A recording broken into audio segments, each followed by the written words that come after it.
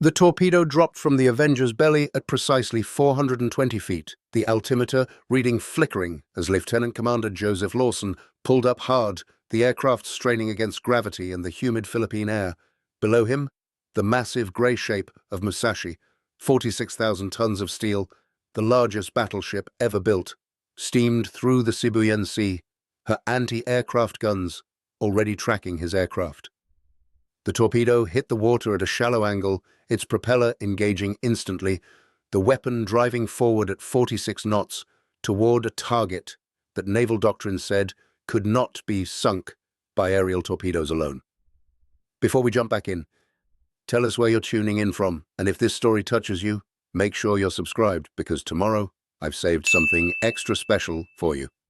October 24th, 1944, Lawson's squadron, Torpedo Squadron 21 from USS Hornet, had been ordered to conduct a coordinated attack on the Japanese battleship force transiting toward Leyte Gulf.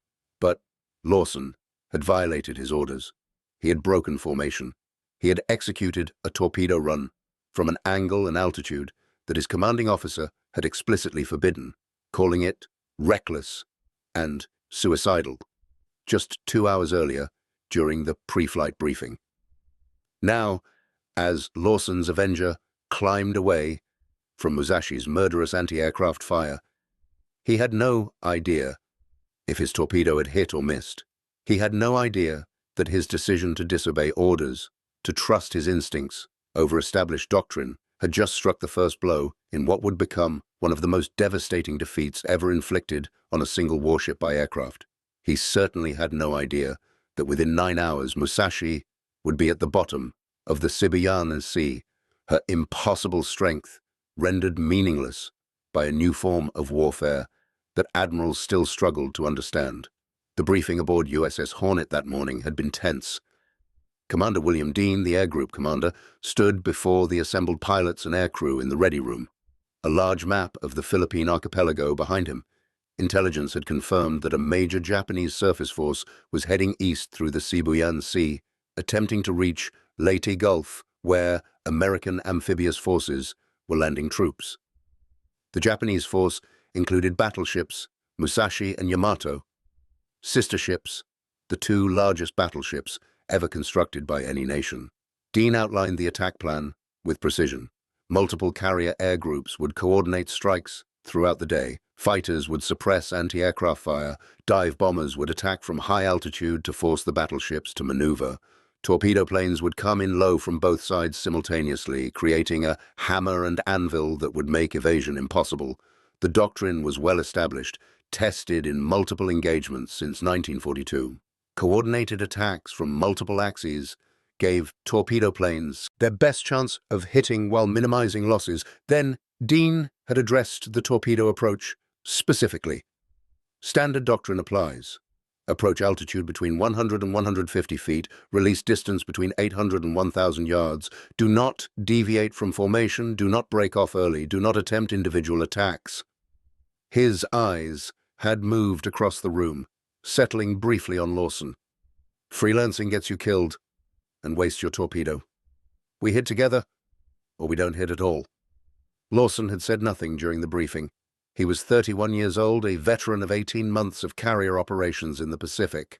He had flown torpedo missions against Japanese cruisers at the Battle of the Philippine Sea 4 months earlier.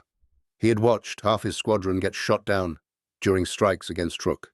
He had learned through brutal experience that torpedo attacks were the most dangerous mission a naval aviator could fly.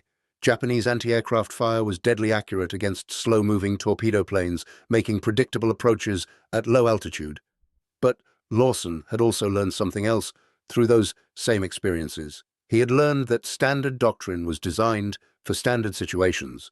The doctrine assumed attacking cruisers or destroyers with limited anti-aircraft capability. It assumed targets that could be surprised or overwhelmed. Musashi was neither of those things.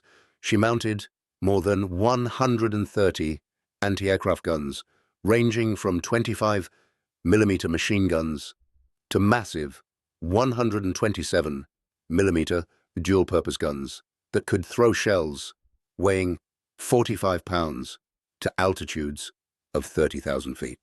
Her fire control systems were among the most advanced in the Japanese Navy. Her crew had been training for precisely this scenario since the ship was commissioned. After the briefing, Lawson had pulled aside his wingman, Lieutenant Junior Grade Robert Chen, and his radioman and gunner, Aviation Radioman First Class Frank Morrison. "If we get separated during the attack," Lawson had said quietly, "I'm going high.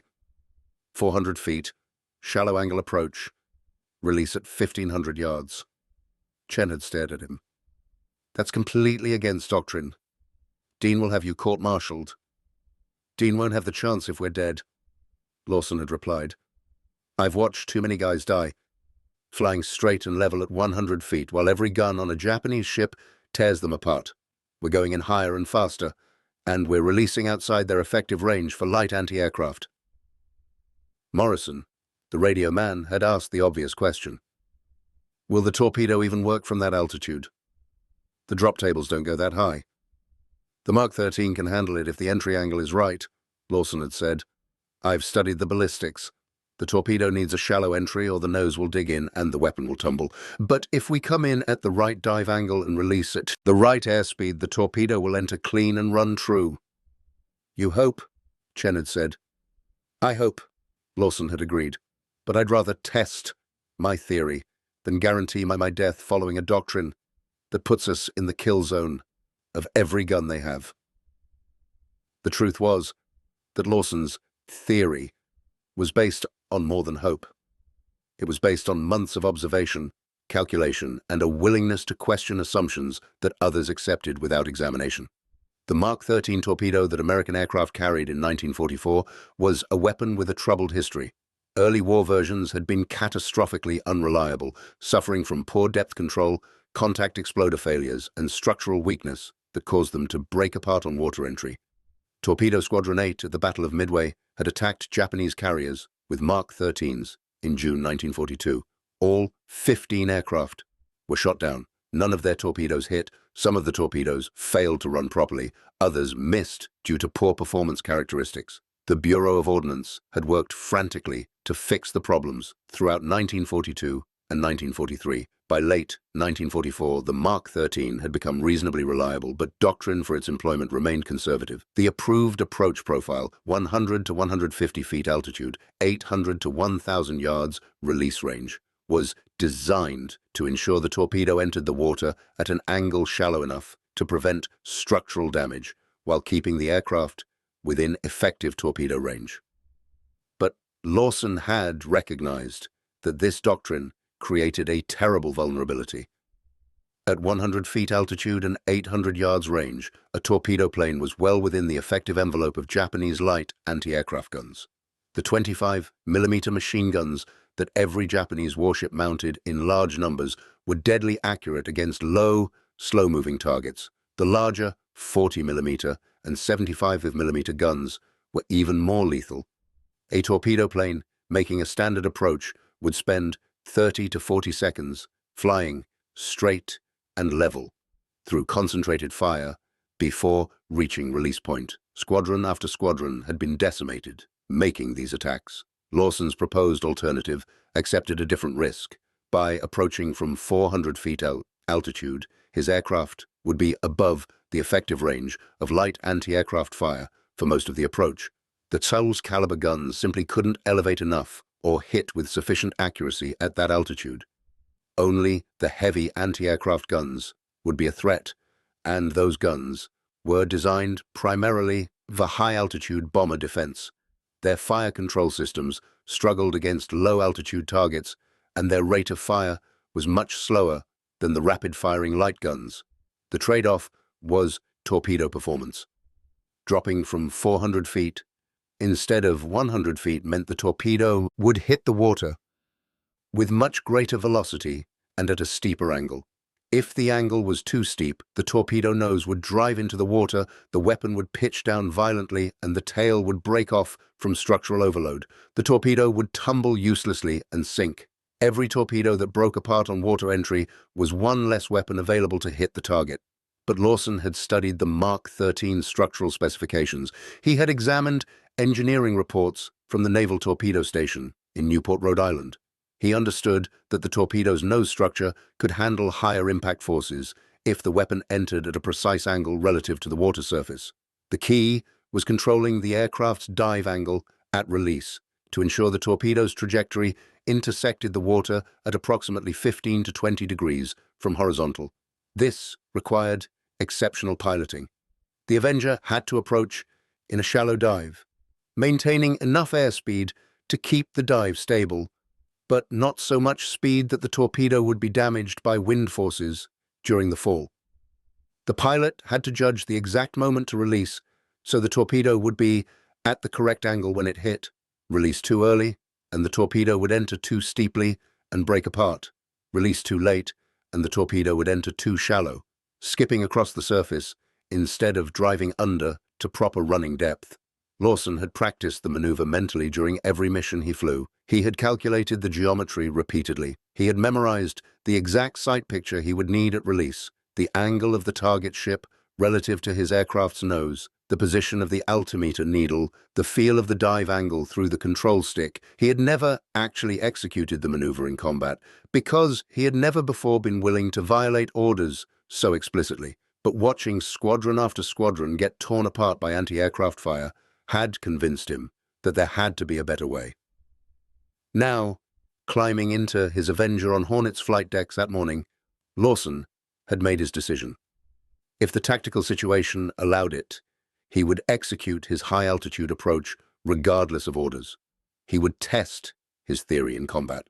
If he was right, he might survive and actually hit the target.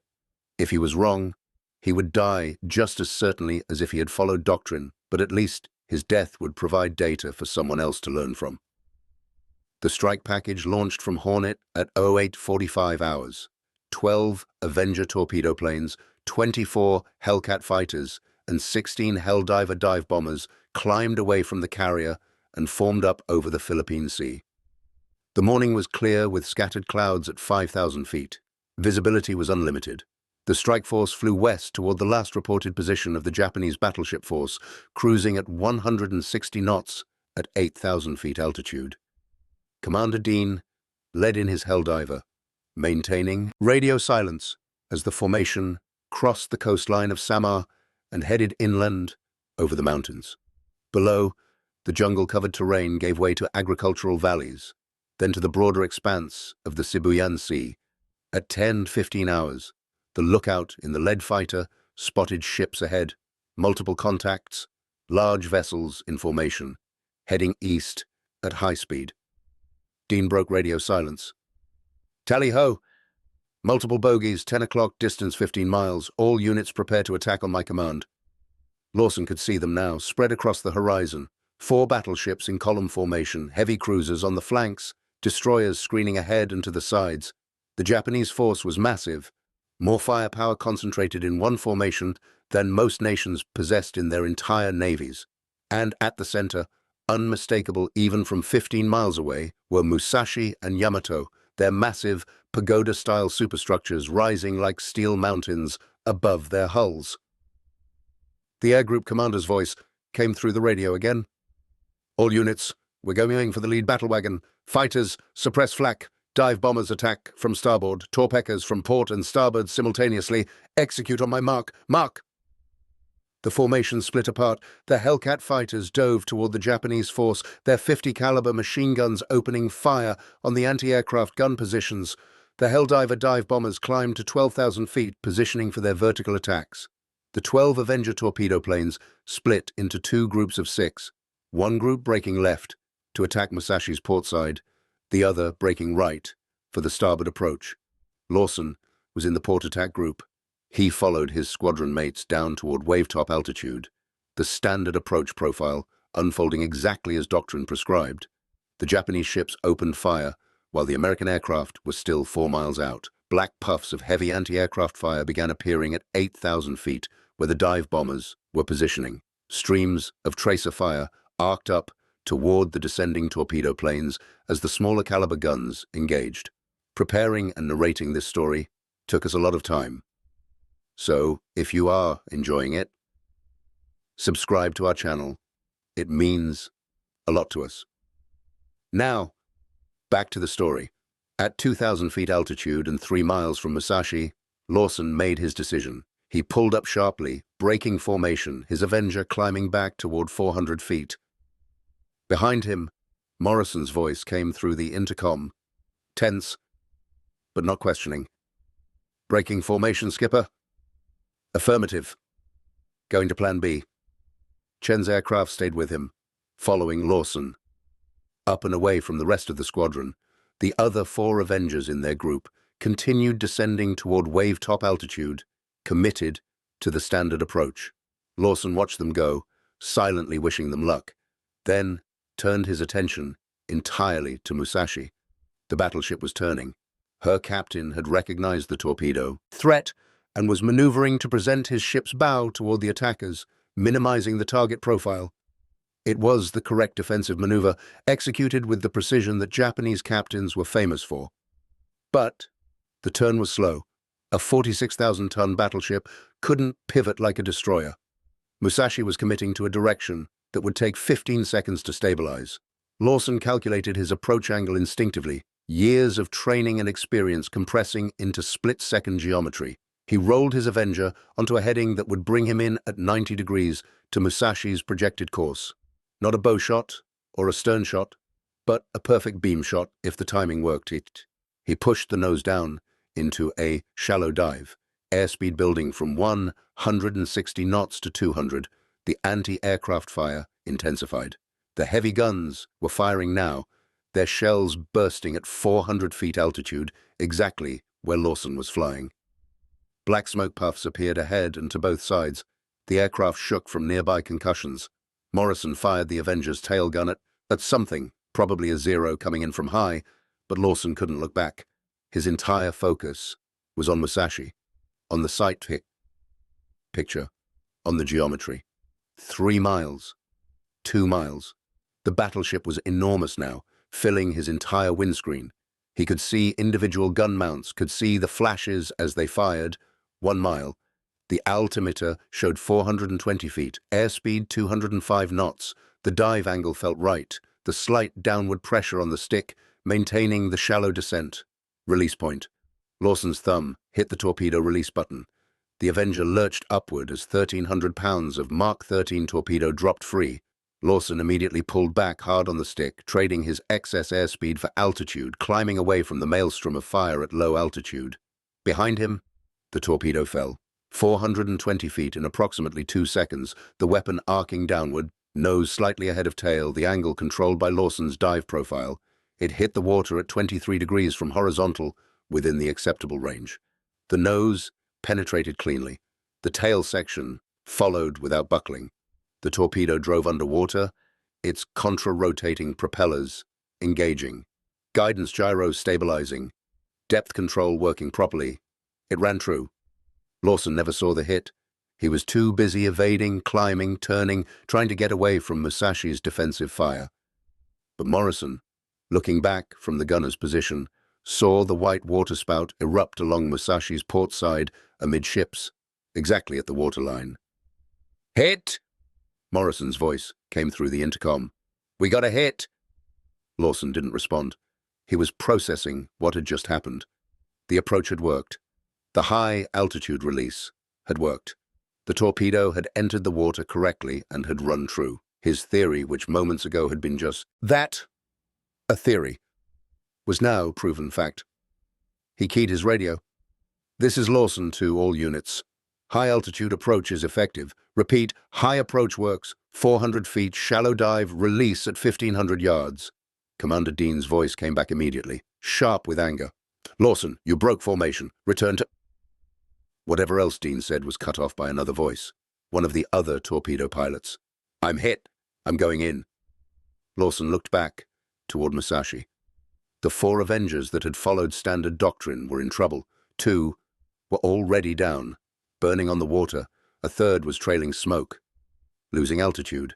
Only 1 had successfully released its torpedo and was climbing away. The concentrated anti-aircraft fire at wave-top altitude had been exactly as devastating as Lawson had predicted. Chen's voice came through. I'm making another run, following your profile. Negative, Lawson replied. We're Winchester. RTB. Winchester meant out of weapons. RTB meant return to base. They had done what they came to do. But even as Lawson turned his damaged Avenger east toward the distant carrier, he understood something that would only become clear in the hours ahead.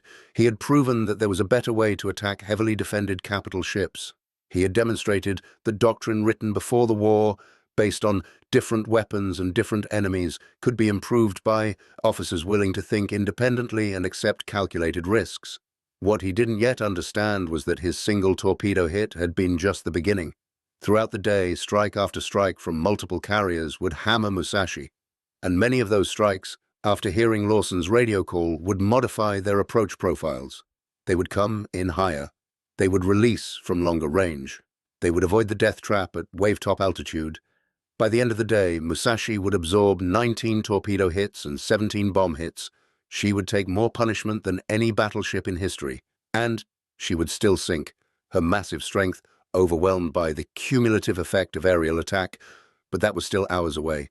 For now, Lawson nursed his damaged aircraft back toward Hornet, Morrison applying first aid to a shrapnel wound in his leg, Chen flying formation on their wing, and all three men processing the reality that they had survived what should have been a suicide mission by refusing to follow orders that would have killed them. The intelligence officer aboard USS Hornet leaned over the plotting table, marking the damage assessment reports as they came in from returning strike aircraft. Lieutenant Commander Lawson stood beside him, his flight suit still damp with sweat, a cup of coffee cooling in his hand.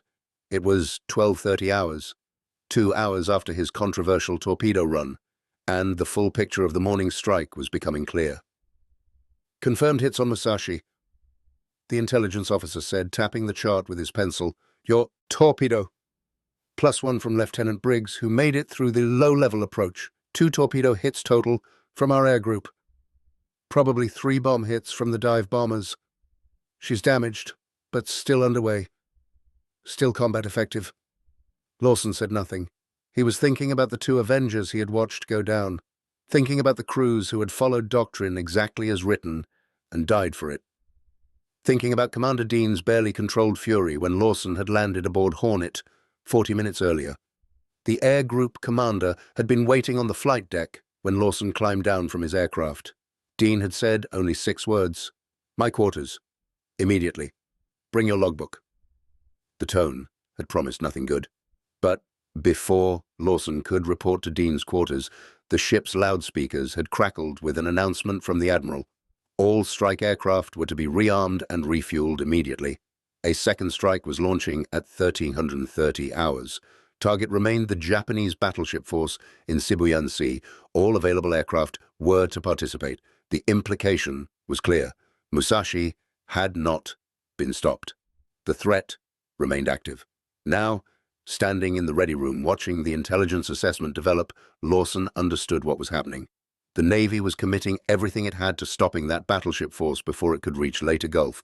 If Musashi and Yamato broke through to the landing beaches, they could devastate the amphibious fleet. Hundreds of transport ships loaded with troops and supplies would be defenseless against battleship guns. The entire Leyte operation could collapse. Commander Dean entered the ready room. The conversation stopped. Every pilot and aircrew member turned toward the air group commander. Dean's expression was unreadable as he walked to the front of the compartment and faced the assembled men. Gentlemen, Dean began, his voice carefully neutral, I've just come from a conference with the Admiral and the ship's captain. We've received preliminary damage reports from all air groups that struck the Japanese force this morning. I'm going to be direct with you about what we learned. Dean paused, consulting a clipboard. 15 torpedo planes from 4 different carriers made standard low-level approaches against Musashi this morning. Of those 15, 11 were shot down, 4 survived. Of the 4 survivors, 2 scored hits. That's a 13% hit rate at a 73% loss rate. The room was absolutely silent. Dean continued. 3 torpedo planes made high-altitude approaches similar to what Lieutenant Commander Lawson executed. All 3 survived. All 3 scored hits. That's a 100% hit rate at 0 losses. Dean set down his clipboard and looked directly at Lawson. I told Lieutenant Commander Lawson this morning that his proposed approach was reckless and suicidal. I was wrong. His approach was the only one that worked. Standard doctrine, which I ordered all of you to follow, resulted in the deaths of 33 American aircrew for minimal effect. Dean's voice remained steady, but something in his eyes suggested the cost of that admission. For the afternoon strike, all torpedo planes will adopt the modified approach profile. Attack altitude 400 feet, shallow dive approach, release range 1,500 yards. Lieutenant Commander Lawson will brief the specific technique. Dean gestured toward Lawson. The podium is yours. If you find this story engaging, please take a moment to subscribe and enable notifications. It helps us continue producing in-depth content like this. Lawson walked to the front of the ready room, acutely aware that every eye was on him. Some of these men had lost friends in the morning strike. Some blamed him for breaking formation. Others were simply trying to understand how to survive the next mission. The key is controlling the torpedo's water entry angle. Lawson began. He drew a quick diagram on the blackboard, sketching the attack profile.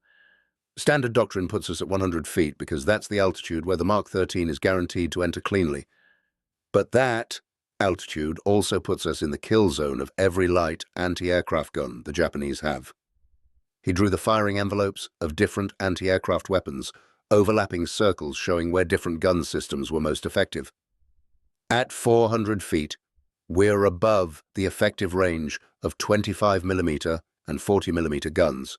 Only the heavy flak can reach us, and those guns have slow traverse rates and fire control systems optimized for high-altitude targets. We're much harder to hit. A pilot raised his hand. But, sir, dropping from 400 feet, won't most torpedoes break up on water entry? They will if you drop them in level flight, Lawson agreed. The impact angle will be too steep, but if you approach in a shallow dive, approximately 5 to 7 degrees nose down, and maintain your airspeed at 200 knots, the torpedo enters at about 20 degrees from horizontal. That's within the weapon's structural tolerance. He drew the geometry on the board, showing how the aircraft's dive angle controlled the torpedo's entry angle. The difficult part is judging the release point. You need to release when the target bearing is approximately 30 degrees off your nose. Not 35, not 25. 30 degrees. At that angle, with a 1,500-yard release range, your torpedo will intersect the target's track, regardless of whether they're turning toward you or away from you. Another pilot spoke up. What if we miss the release window? What if we're off by a few degrees or 100 yards? Then your torpedo probably misses the target, Lawson said bluntly. This approach trades some hit probability for survival probability. Standard doctrine gives you maybe a 20% chance of hitting and a 70% chance of dying. This approach gives you closer to 40% chance of hitting and maybe a 20% chance of dying. The math is better, but it's not perfect. He looked around the room at the faces of men who would be flying into combat in less than an hour. I can't promise this approach will save everyone. Combat aviation is inherently dangerous, and attacking battleships is the most dangerous mission we fly. But I can promise that following a doctrine designed for different weapons against different targets is not giving us the best chance to survive and complete the mission. This approach does. The briefing continued for another 20 minutes. Lawson walked through the entire attack profile in detail, answered questions about dive angles and release cues and evasive maneuvers. By the end, every torpedo pilot in the room understood the technique. Whether they had the skill and nerve to execute it under fire remained to be seen. At 13:30 hours, the second strike launched. This time, the formation included aircraft from 3 carriers, Hornet, Wasp, and Hancock, nearly 50 aircraft in total. Fighters, dive bombers, and torpedo planes. Lawson led the torpedo element, flying a new Avenger since his morning aircraft was too damaged for immediate service. Chen flew on his wing again, along with 4 other torpedo crews who had volunteered to follow Lawson's lead. They found the Japanese force at 14:45 hours, still heading east through Sibuyan Sea, but moving more slowly now. Musashi was trailing the formation, black smoke rising from damage sustained in the morning attacks. Her speed was reduced. Observers estimated 15 knots instead of the 20+ she had been making earlier. But she was still combat effective, still a mortal threat if she reached the American landing beaches. This strike was different. The American aircraft came from multiple directions simultaneously. Fighters swept in low, strafing anti-aircraft positions. Dive bombers attacked from 12,000 feet, their 1,000-pound bombs plummeting toward Musashi's armored deck. And the torpedo planes, all flying Lawson's modified profile, approached from 400 feet altitude in coordinated attacks from 3 directions. Lawson's division came from the northwest, 6 Avengers in loose formation. The Japanese anti-aircraft fire was intense, but less effective than it had been in the morning. The gunners were aiming for aircraft that weren't there. Their fire control systems tracked targets at 100 feet altitude, while the American planes stayed at 400 feet. Shells burst below the Avengers, deadly but irrelevant. Lawson watched Musashi through his windscreen, calculating. The battleship was turning again, trying to present her narrow bow profile toward the torpedo tracks. But she was slower now, her rudder response degraded by underwater damage. The turn was ponderous, predictable. He pushed into his shallow dive, airspeed building to 205 knots. The geometry aligned. Musashi's bearing was 28 degrees off his nose. Close enough. Range 1,500 yards. He released. The torpedo fell away cleanly, entered the water at the correct angle, ran true. Lawson pulled up and broke right, twisting away from the anti-aircraft fire. He didn't see his hit, but Chen did. The white waterspout erupted along Musashi's starboard side, forward of the bridge structure. Another hit. Around the battleship, more waterspouts appeared as other torpedoes found their targets. 5 hits from the 6-plane division, an 83% hit rate. The high-altitude approach was working exactly as Lawson had predicted, but Musashi absorbed the punishment with the resilience that her designers had built into her. She was constructed to withstand multiple torpedo hits. Her hull was divided into more than 1,000 watertight compartments. Her armor belt was 16 inches thick at the waterline, capable of defeating any torpedo warhead. Individual torpedo hits caused flooding in specific compartments, but damage control teams could contain the flooding, seal off damaged areas, maintain buoyancy. The dive bombers scored hits as well. 1,000-pound armor-piercing bombs penetrated Musashi's deck armor in several places, exploding deep inside the hull. Fires started in machinery spaces and berthing compartments. More flooding began, where bomb damage opened the hull to the sea, below the waterline. The cumulative damage was beginning to overwhelm even Musashi's massive damage control capability. Lawson's strike group withdrew at 15:15 hours, their weapons expended. Flying back toward the carriers, Morrison, whose shrapnel wound from the morning had been bandaged but who had insisted on flying the afternoon mission, reported over the intercom what he could see looking back at Musashi. "She's down by the bow, skipper. Maybe 5 degrees, heavy smoke from amidships. She's still making way but slower. She's hurt bad. But still afloat," Lawson replied. "Still dangerous." He was right. Despite absorbing at least 7 torpedo hits and 8 bomb hits by mid-afternoon, Musashi remained combat effective. Her main battery, 9 18-inch guns in 3 triple turrets, was still operational. Her secondary battery of 12 6-inch guns was mostly intact. She could still fight. She could still reach Leyte Gulf if given the opportunity. The third strike launched from American carriers at 1600 hours. Lawson did not participate. His assigned aircraft had developed an oil leak and was grounded for maintenance. But the torpedo pilots who flew that mission had all been briefed on the high-altitude approach. All of them executed it. The hit rate remained high. The loss rate remained low. By 16:30 hours, Musashi had absorbed 13 torpedo hits and 14 bomb hits. The battleship was listing noticeably to port now, down by the bow, her forward deck awash. But she still hadn't stopped. Her propellers still turned, pushing her east toward her objective at reduced speed. Her damage control teams worked frantically to contain flooding, to shore up bulkheads, to keep the ship fighting. Admiral Takeo Kurita, commanding the Japanese force from heavy cruiser Atago, watched Musashi's ordeal through binoculars. He had already sent Yamato ahead with the faster cruisers and destroyers, preserving the strike force's schedule. Musashi would have to fend for herself. If she survived, she could catch up. If she didn't, her sacrifice would allow the rest of the force to continue the mission. Rear Admiral Toshihei Inaguchi, Musashi's captain, stood on what remained of his bridge. The forward bridge structure had been destroyed by bomb hits. He was operating from the emergency conning position aft of the main tower. Around him, his ship was dying by degrees. Each new wave of American aircraft brought more torpedoes, more bombs, more flooding, more fires. The damage reports came in a steady stream from all sections of the ship: flooding in compartments 17 through 32, fire in the port machinery space, steering control shifted to manual, speed reduced to 8 knots. Inaguchi had been captain of Musashi for 11 months. He had trained her crew to the highest standards of the Imperial Japanese Navy. He had instilled in them the pride that came from serving aboard the most powerful warship ever built.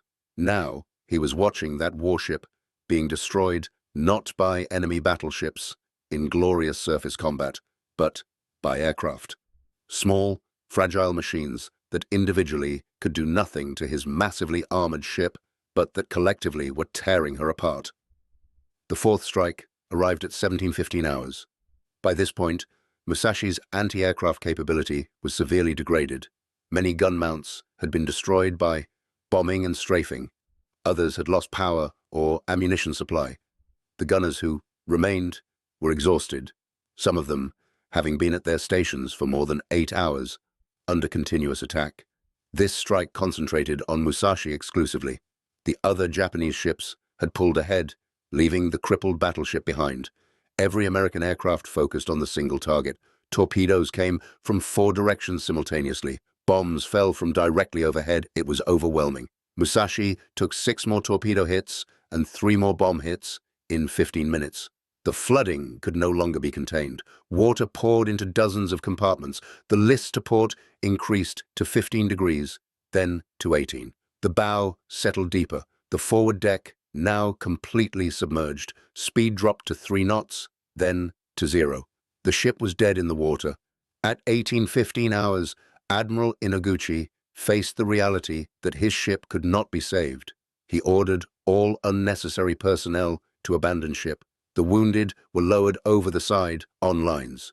Men who could walk jumped from the deck into the warm Philippine water. Destroyers Shimakaze and Kiyoshima closed alongside to take off survivors. Inaguchi himself remained aboard with approximately 300 crew members who volunteered to stay. They would ride the ship down, honoring the tradition of the Imperial Navy that captains and senior officers did not survive their ship's loss. It was a tradition Inaguchi accepted without question. Musashi had been his responsibility. Her loss was his failure. Death was the appropriate response. But before the end came, Inaguchi took time to write a final message to be carried off the ship by his executive officer. The message was addressed to Naval Headquarters in Tokyo. It detailed the attacks Musashi had endured, the number of hits, the types of weapons, the angles of attack. Inaguchi was a professional naval officer to the last. Even facing death, he understood the importance of operational intelligence. Someone needed to know what had destroyed his ship so that lessons could be learned and future ships better defended. In that final message, Inaguchi made specific note of the torpedo attacks. He observed that American torpedo planes had modified their attack profile during the course of the day. Early attacks had come from low altitude at close range. Later attacks had come from higher altitude at longer range. The later attacks had been much more effective. The American pilots had adapted their tactics during combat. They had learned and adjusted. This adaptability, Inaguchi wrote, was extremely dangerous. The Americans were not bound by a rigid doctrine. They would find the weaknesses in Japanese defenses and exploit them ruthlessly.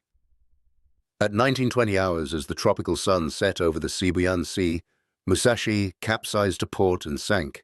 The massive battleship rolled slowly, her bottom turning toward the sky, her propellers reeling above the surface one final time before the entire hull slid beneath the water. She sank in 300 meters of water, her bow striking the bottom while her stern was still above the surface. The impact broke the ship's back.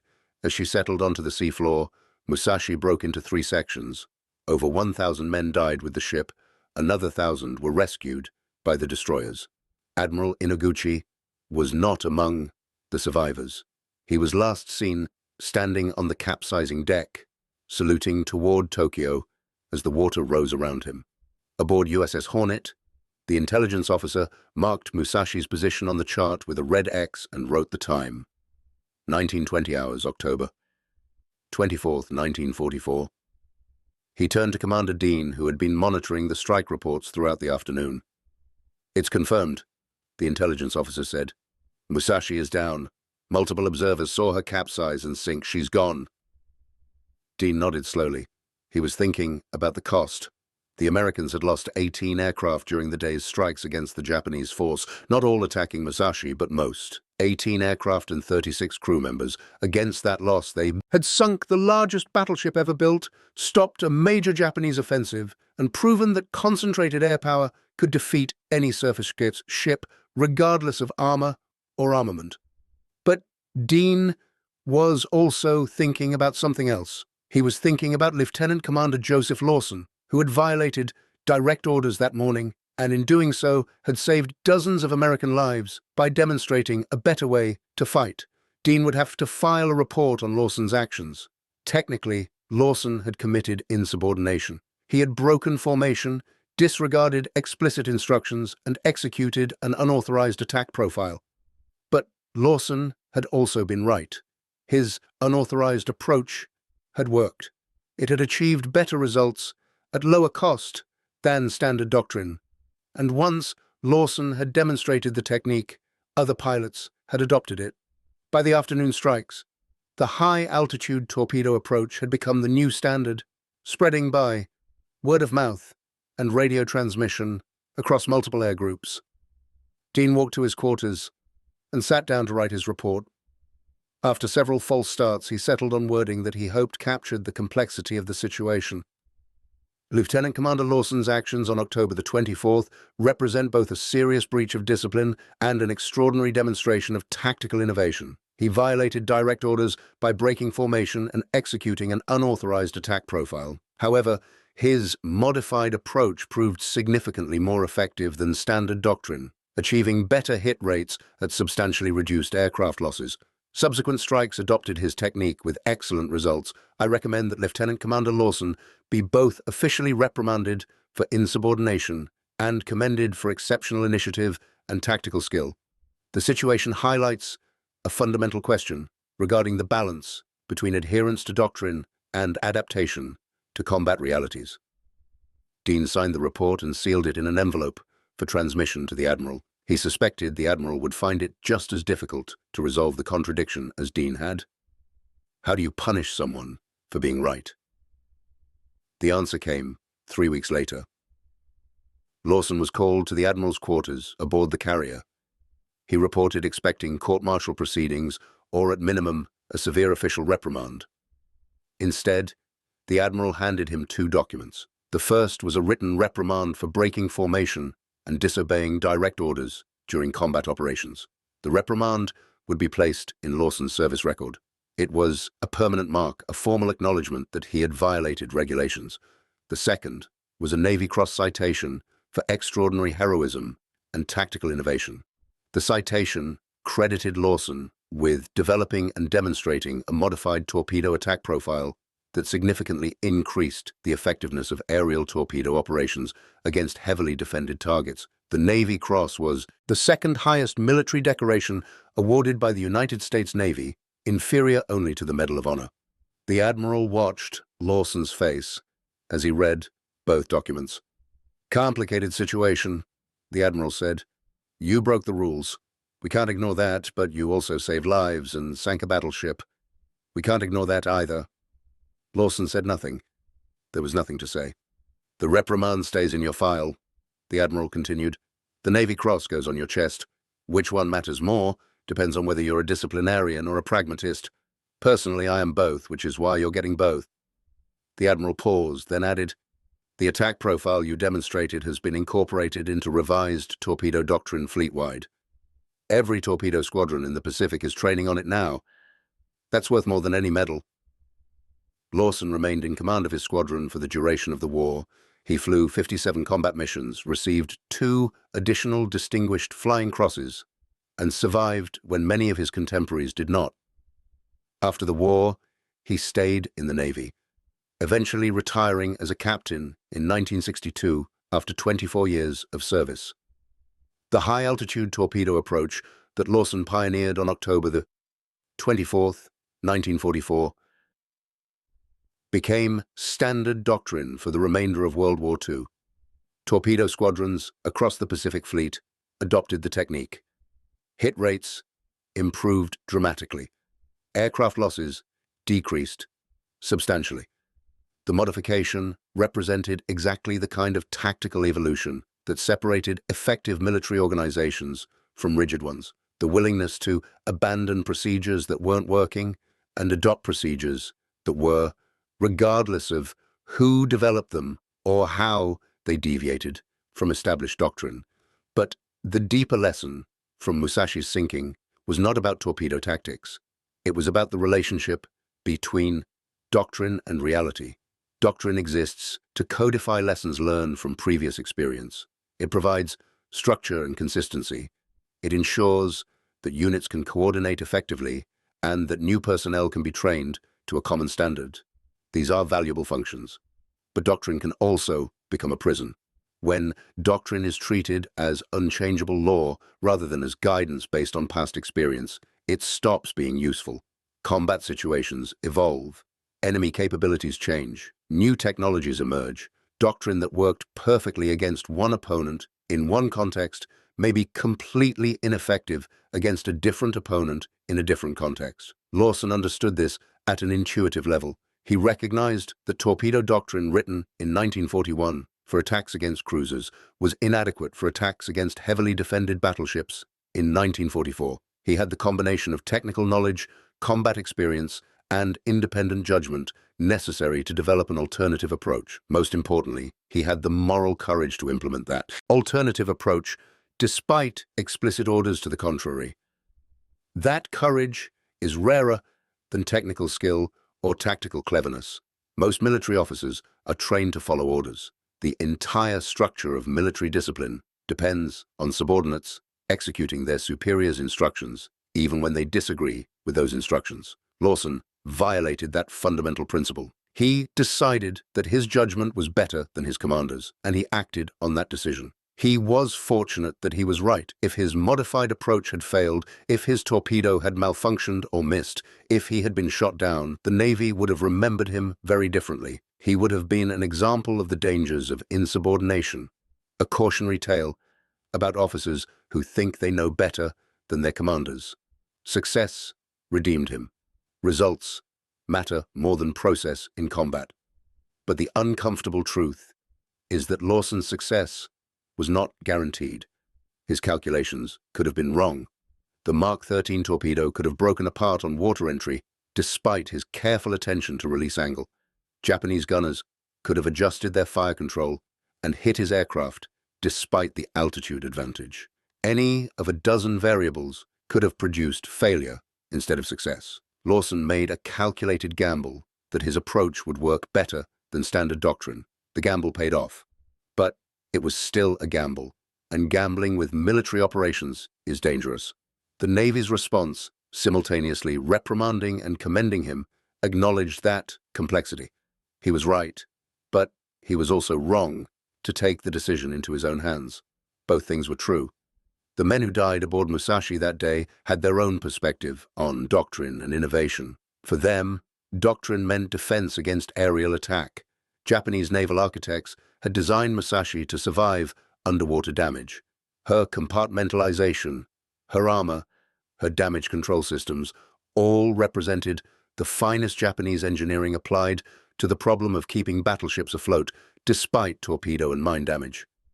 But the doctrine of battleship design assumed a limited number of underwater hits. Naval architects calculated that any battleship, no matter how well protected, could absorb perhaps 5 or 6 torpedo hits before cumulative flooding became unmanageable. Musashi's design incorporated that assumption. She was built To survive more hits than any other battleship in the world, her designers had pushed the limits of what was technically achievable. What they had not anticipated was that American air power could deliver 19 torpedo hits in 9 hours. The assumption that governed Musashi's design, that 5 or 6 underwater hits represented the maximum threat, was overtaken by operational reality. American carriers could launch strike after strike. Each strike could include a dozen or more torpedo planes. If even half of those torpedoes hit, the cumulative damage would eventually sink any ship. Musashi's loss demonstrated that no amount of armor or compartmentalization could protect a ship that could not prevent aircraft from attacking repeatedly. The lesson was not that Musashi was poorly designed. The lesson was that battleships as a class were obsolete. The era of the battleship as the dominant capital ship had ended. The era of the aircraft carrier had begun. Japanese naval officers understood this lesson at some level, but they could not fully accept it. The battleship represented too much investment, financial investment in construction, doctrinal investment in tactics, cultural investment in the image of naval power. Admitting that battleships were obsolete would have required admitting that the entire structure of naval warfare had changed. That was too painful to accept.